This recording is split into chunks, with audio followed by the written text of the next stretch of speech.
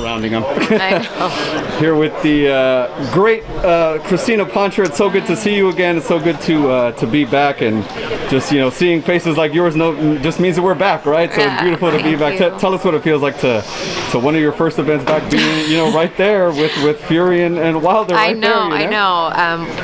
Obviously called a couple fights since being back, but this is the first time hosting a press conference of this magnitude, and didn't go how I thought it was going to go, how any of us thought it was going to go. We didn't know Deontay's mindset coming into the press conference was going to be that he didn't want to answer questions, and I appreciated the fact that afterwards he pulled me aside and was like, it's nothing to do, like, don't take it personally. I just didn't matter who was up there, I wasn't going to talk today. So I prepare accordingly to do my job regardless, and Malik was great and spoke great, and Tyson's always going to be great saying what he has to say, and I think all went well. I mean, at the end of the day, what else does Deontay have to say? He said a ton already.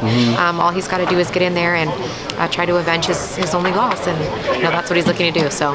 What did Wilder say? I saw you tap him. He kind of didn't react at first. Malik started talking, and then there was a little exchange between you. What did he say? Well, because at first he had his headphones on, so I thought maybe he just didn't know it was his turn, because I thought maybe he thought I was going to go Malik and then Sugar Hill and then Tyson. So my first thought was maybe he just didn't hear me. So then I tapped on his headphones and I said, I'm going to ask you some questions. I'm going to go back and forth. And he said, I'm not going to answer any questions. I said, you're not going to answer any questions? He's like, I'm done with my talking, and I'm just ready to fight. Nothing personal. I just, I'm just gonna, not. And I was like, okay, threw me for a loop, but that's why we do what we do, and we just try to keep it moving. Yeah. Is that your first time ever having a fighter just kind of like on the silent treatment, not wanting to do any talking like that? Yeah.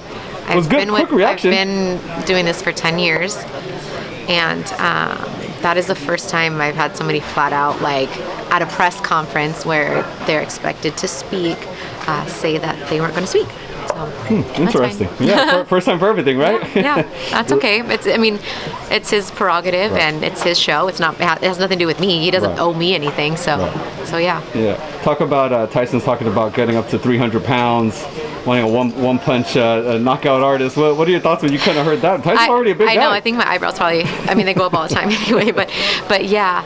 But you know what, Tyson? It's so difficult because he has a great sense of humor, and he pulls your leg a bunch too. And you don't know sometimes what he's being serious about and what he's not. And how many people really believed in the lead up to the second fight when he said he was going to knock out Wilder? Really believed that that's what he was going to do. He told everyone straight away, and everyone's like, oh, Wilder by knockout or Tyson by points. We heard that all week long, right? And then he went in there and did exactly what he said he was going to do. So if that's what he says he's going to do, I have no choice but to believe that's what it's going to be, at least from his side. Right. Yeah. Seems like the game plan. Yeah. CRYSTINA, tell the fans where they can follow you and see just kind of your road to back in boxing. Thank God. Thanks. Thank you. CRYSTINA PONCHER on Instagram and on Twitter, and I'll be alongside Ray Flores hosting the Fight Week events as we get to Vegas for Fight Week, and I'm excited to work with him again, and all of our content will be on both the PBC and Top Rank's social pages all week long, and then we'll be on the international call for Fight Night.